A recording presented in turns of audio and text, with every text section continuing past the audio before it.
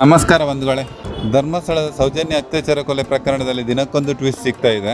ಧರ್ಮಸ್ಥಳದ ಬಂಗ್ಲಗುಡ್ಡ ಪ್ರದೇಶದಲ್ಲಿ ನಡೆದ ಈ ಒಂದು ಕಾರ್ಯಾಚರಣೆ ಪ್ರತಿಯೊಬ್ಬರನ್ನು ನಿಬ್ಬೆರಗಾಗುವಂತೆ ಮಾಡಿದೆ. ಸೌಜನ್ಯ ಅತ್ಯಾಚಾರ ಕೊಲೆ ಪ್ರಕರಣವು ಬೇರೊಂದು ದಿಕ್ಕಿನಲ್ಲಿ ತುಂಬಾ ಮುಂದುವರಿಯುತ್ತಿದೆ. ಸಾವಿರಾರು ಹೆಣಗಳನ್ನು ಹೂತು ಹಾಕಿದೆ, ಅದನ್ನು ನಾನು ತೋರಿಸುತ್ತೇನೆ ಎಂದು ಬಂದಿದ್ದ ಚಿನ್ನ ಎನ್ನುವ ವ್ಯಕ್ತಿ 17 ಕಡೆಗಳಲ್ಲಿ ಅಗಿಸಿದ್ದಾನೆ. ಈ ವಿಚಾರವಾಗಿ ಸದ್ದು ಮಾಡಿದ್ದ ಚಿನ್ನಯ್ಯ ಜನರ ಮತ್ತು ಸರ್ಕಾರದ ಸಮಯವನ್ನು ಹಾಳು ಮಾಡುತ್ತಿದ್ದಾನೆ ಎಂದು ಹೇಳಲಾಗಿತ್ತು. ಮತ್ತು ಚಿನ್ನಯ್ಯ ತಂದಿದ್ದ ಬುರುಡೆ ಅದೊಂದು ಪ್ರದರ್ಶನದ ಬುರುಡೆ ಅಥವಾ ಲ್ಯಾಬಿನ ಬುರುಡೆ ಅಥವಾ ಪ್ಲಾಸ್ಟಿಕ್ ಬುರುಡೆ ಎಂದು ಹೇಳಲಾಗಿತ್ತು. ಈಗ ಆಗಿರುವ ತಪ್ಪು ಮತ್ತು ಪ್ರಕರಣವನ್ನು ಒಪ್ಪಿಕೊಂಡಿರುವ ಸೌಜನ್ಯಳ ಮಾವ ವಿಠ್ಠಲಗೌಡ ಸತ್ಯವನ್ನು ಒಪ್ಪಿಕೊಂಡಿದ್ದಾನೆ ಮತ್ತು ಈ ಬುರುಡೆಯನ್ನು ತಾನೇ ತಂದಿರುವುದಾಗಿ ಹೇಳಿಕೊಂಡಿದ್ದಾನೆ. ವಿಠ್ಠಲಗೌಡನನ್ನು ತನಿಖೆ ಮಾಡಿರುವ SIT ಅಧಿಕಾರಿಗಳು ಬುರುಡೆಯನ್ನು ಎಲ್ಲಿಂದ ತಂದಿರುವುದು ಎಂದು ಕೇಳಿದ್ದಾರೆ. ಈಗ ಎಲ್ಲ ವಿಚಾರಗಳನ್ನು ಬಾಯಿಬಿಟ್ಟಿರುವ ವಿಠ್ಠಲಗೌಡ SIT ಅಧಿಕಾರಿಗಳ ತನಿಖೆಗೆ ಸ್ಪಂದಿಸಿದ್ದು ತಾನು ತಂದಿರುವ ಬುರುಡೆ ಎಲ್ಲಿಂದ ತಂದಿರುವುದು ಎಂದು ತೋರಿಸಿದ್ದಾನೆ. ತಾನು ತಂದಿರುವ ಬುರುಡೆ ಬಂಗ್ಲಗುಡ್ಡೆ ಎಂಬ ಪ್ರದೇಶದ ಕಾಡಿನಿಂದ ತಂದಂಥ ಬುರುಡೆ ಎಂದು ತೋರಿಸಿದ್ದಾನೆ ಮತ್ತು ಆ ಜಾಗಕ್ಕೆ ಕರೆದುಕೊಂಡು ಹೋಗಿ SIT ಅವರನ್ನು ಕೂಡ ಪರಿಶೀಲಿಸುವಂತೆ ಕೇಳಿಕೊಂಡಿದ್ದಾನೆ. ಬಂಗ್ಲಗುಡ್ಡ ಪ್ರದೇಶವನ್ನು ಪರಿಶೀಲನೆ ನಡೆಸಿದ SIT ತಂಡ ಆ ಪ್ರದೇಶವನ್ನು ನೋಡಿ ನಿಬ್ಬೆರಗಾಗಿದ್ದಾರೆ. ಅದರೊಂದಿಗೆ ನಮ್ಮನ್ನು ನಿಬ್ಬೆರಗಾಗುವಂತೆ ಮಾಡಿದ್ದಾರೆ.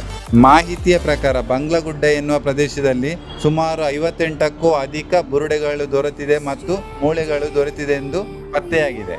ಈಗ ಈ ವಿಚಾರಗಳನ್ನೆಲ್ಲ ಗೌಪ್ಯವಾಗಿ ಇಟ್ಟಿರುವ SIT ತಂಡ ಮುಂದೆ ಎಲ್ಲ ಮಾಹಿತಿಗಳನ್ನು ಸರ್ಕಾರಕ್ಕೆ ನೀಡುವ ಯೋಜನೆಯಲ್ಲಿ ಇದೆ.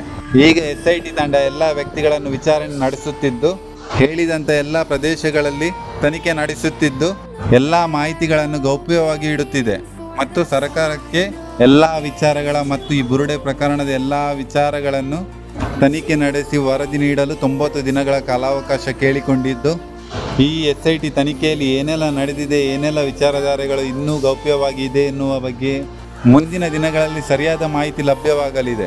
ಇಲ್ಲಿ ಯಾರೆಲ್ಲ ಅರೆಸ್ಟ್ ಆಗ್ಬೋದು ಮತ್ತು ಯಾರೆಲ್ಲ ತಪ್ಪುದಾರರು ಅಂಥೇಳಿ ಮುಂದಿನ ದಿನಗಳಲ್ಲಿ ಖಂಡಿತ ಗೊತ್ತಾಗಲಿದೆ. ಯಾಕಂದರೆ SIT ತಂಡ ಈ 90 ದಿನಗಳಲ್ಲಿ ಉತ್ತಮವಾದ ಮಾಹಿತಿಗಳನ್ನು ಕಲೆ ಹಾಕಿದ್ದು, ಇದರಲ್ಲಿ ನಿಜವಾದ ತಪ್ಪುದಾರರು ಯಾರು ಎನ್ನುವುದರ ಬಗ್ಗೆ ಗೊತ್ತಾಗುವ ಸಾಧ್ಯತೆ ತುಂಬ ಹೆಚ್ಚಳವಾಗಿದೆ. ಆದರೆ ನೀವು ಏನೇ ಹೇಳಿ ಏನೇ ಮಾಡಿ ಮುಂದಿನ ದಿನಗಳಲ್ಲಿ ಮಾತ್ರ ಏನೇ ಆಗಲಿ ಯಾರೇ ತಪ್ಪುದಾರರು ಸಿಕ್ಕಿ ಬೀಳಲಿ, ಸೌಜನ್ಯ ಎನ್ನುವ 17 ವರ್ಷದ ಹೆಣ್ಣು ಮಗಳಿಗೆ ನ್ಯಾಯ ಸಿಗುವ ತನಕ ನಾವು ಯಾರೂ ಆ ಸೌಜನ್ಯ ಪರ ಹೋರಾಟಗಾರ ತಂಡದಿಂದ ವಿರಮಿಸುವ ಪ್ರಶ್ನೆಯೇ ಇಲ್ಲ. ಇಲ್ಲಿ ನಿಜವಾದ ಅತ್ಯಾಚಾರಿ ಸಂತೋಷ್ ರಾವೆ ಆಗಿರಲಿ ಅಥವಾ ಆಕೆಯ ಮಾವ ವಿಠ್ಠಲಗೌಡನೇ ಆಗಿರಲಿ ಅಥವಾ ಇನ್ನು ಯಾರೇ ಇರ್ಬೋದು, ಆ 4 ಮಂದಿ ಹೆಸರು ಹೇಳಿದ್ದಾರೆ ಅವರೂ ಇರ್ಬೋದು, ಅಥವಾ ಇನ್ನು ಬೇರೆ ಯಾರೇ ಇರ್ಬೋದು, ಅಥವಾ ಈ ಒಂದು ಪ್ರಕರಣದಲ್ಲಿ 10 ಮಂದಿ ಇರ್ಬೋದು, ಯಾರೆಲ್ಲ ಅಪರಾಧಿಗಳಿದ್ದಾರೆ ಆಕೆಯನ್ನು ಆ ರೀತಿ ಸಾಯ್ತಿರುವ ಯಾವುದೇ ವ್ಯಕ್ತಿಗಳಿರ್ಬೋದು, ಅವರಿಗೆಲ್ಲ ಗಲ್ಲು ಶಿಕ್ಷೆ ನೀಡಬೇಕಂತೇಳಿ ನಾವು ನ್ಯಾಯಾಲಯದಲ್ಲಿ ಕೇಳಿಕೊಳ್ಳುವಂಥದ್ದು. ಈ ಒಂದು ಪ್ರಕರಣದಲ್ಲಿ ಯಾರೇ ಕೊಟ್ಟಿರುವ ಮಾಹಿತಿಗಳಾಗಿರ್ಬೋದು ಅಥವಾ ಯಾವುದೇ ಮಾಹಿತಿಗಳು ಬಂದರೂ ಆ ಮಾಹಿತಿಗಳು ಸೌಜನ್ಯ ಪ್ರಕರಣಕ್ಕೆ ಸರಿ ಹೊಂದುವಂಥ ಮಾಹಿತಿಗಳಾಗಿರಲಿ ಎನ್ನುವುದು ನಮ್ಮ ಆಶಯ. ಆದರೆ ಇನ್ನೊಂದು ವಿಚಾರ, ಸೌಜನ್ಯ ಪ್ರಕರಣವನ್ನು ಹಿಡಿದುಕೊಂಡು ಯಾವುದೇ ಒಬ್ಬ ವ್ಯಕ್ತಿಯ ತೇಜೋವಧೆಯನ್ನು ಮಾಡುವಂಥ ಕೆಲಸವನ್ನು ಯಾರು ಮಾಡಬೇಡಿ ಎನ್ನುವಂಥದ್ದು ನಮ್ಮೆಲ್ಲರ ಆಶಯ. ಇಲ್ಲಿ ನಮ್ಮ ಒಂದೇ ಒಂದು ಸ್ಲೋಗನ್ ಏನಂತ ಹೇಳಿದರೆ, ಜಸ್ಟಿಸ್ ಫಾರ್ ಸೌಜನ್ಯ. 13 ವರ್ಷದಿಂದ ಸೌಜನ್ಯಳ ನ್ಯಾಯಕ್ಕಾಗಿ ಹೋರಾಡುತ್ತಿರುವ ಆ ಒಂದು ಕುಟುಂಬಕ್ಕೆ ಮತ್ತು ಆಕೆಯ ಬಗ್ಗೆ ಹೋರಾಡುತ್ತಿರುವ ಎಲ್ಲ ಸೌಜನ್ಯ ಪರ ಹೋರಾಟಗಾರರಿಗೆ SIT ತಂಡದ ವಿಚಾರಣೆಯಿಂದ ನ್ಯಾಯ ಸಿಗಬೇಕು ಎನ್ನುವುದು ನಮ್ಮ ಆಶೆ.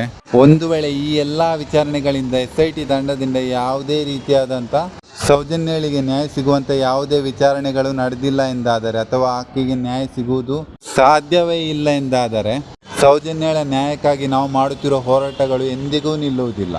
ಆಕೆಗೆ ಸರಿಯಾದ ನ್ಯಾಯ ಸಿಗುವ ತನಕ ನಾವು ಮಾಡುತ್ತಿರುವ ಈ ಹೋರಾಟಗಳು ಇದೇ ರೀತಿ ಮುಂದುವರಿಯುತ್ತಾ ಸಾಗುತ್ತದೆ. SIT ತನಿಖೆ ಕೊನೆಯದಾಗಿರಲಿ, ಇದರಿಂದಲೇ ನಮಗೆ ಯಾರೆಲ್ಲ ಅಪರಾಧಿಗಳು ಎಂದು ತಿಳಿದು ಬರಲಿ ಎನ್ನುವುದು ನಮ್ಮೆಲ್ಲರ ಆಶಯ. ಕೊನೆಯದಾಗಿ ಅಪರಾಧಿ ಸಂತೋಷ್ ರಾವೆ ಆಗಿರಲಿ ಅಥವಾ ವಿಠ್ಠಲಗೌಡನೇ ಆಗಿರಲಿ, ಯಾರೇ ಆಗಿರಲಿ, ಆದರೆ ನಮಗೆ ಪೂರ್ಣ ಪ್ರಮಾಣದ ದಾಖಲೆಯಿಂದ ಸಾಬೀತಾಗುವುದೇ ಆದರೆ ನಾವು ಇದನ್ನು ಒಪ್ಪಿಕೊಳ್ಳಲು ತಯಾರಿದ್ದೇವೆ.